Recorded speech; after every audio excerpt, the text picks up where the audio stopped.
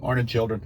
Let's call a spade on something that we all can commiserate on, and that is people's driving. People's driving tells you a lot about people. It does. It's not only character revealing, it reveals whether or not you're an idiot, how quick you think, whether or not you are spatially retarded or not, and it integrates all together, right? That's why roundabouts fuck with stupid people.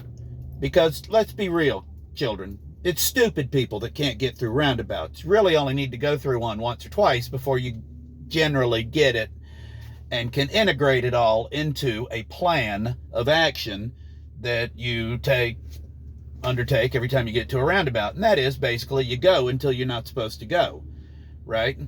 You go, and a yield sign's not telling you to stop, dumbass. A yield sign is telling you that if there's an accident, it's your fault, that you were supposed to yield. But otherwise, you can just go. It's as if nothing's there.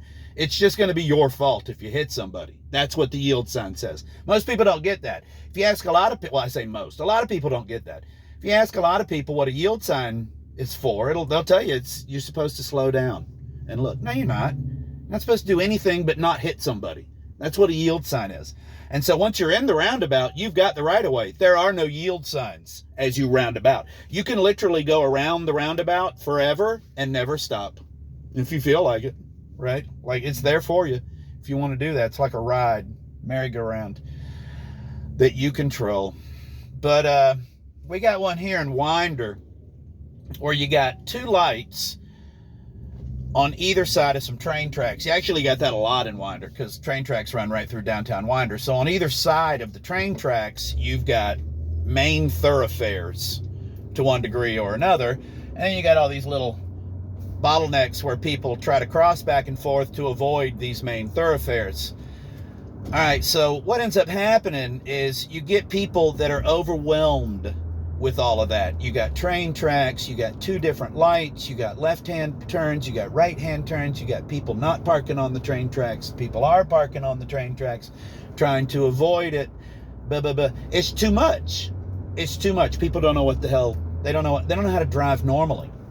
You throw all that at them all at once and you force them to process it, and you can watch their hard drives melting right in fucking front of you as you're trying to drive 12 feet. And they can't figure it out.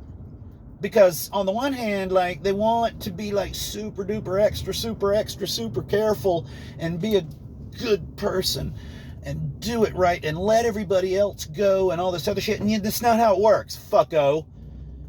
You take the right of way and you go, because if you don't, you screw the whole thing up and you cause a backlog of traffic for miles in every direction because you are virtue signaling Karen from behind the wheel, of your Buick.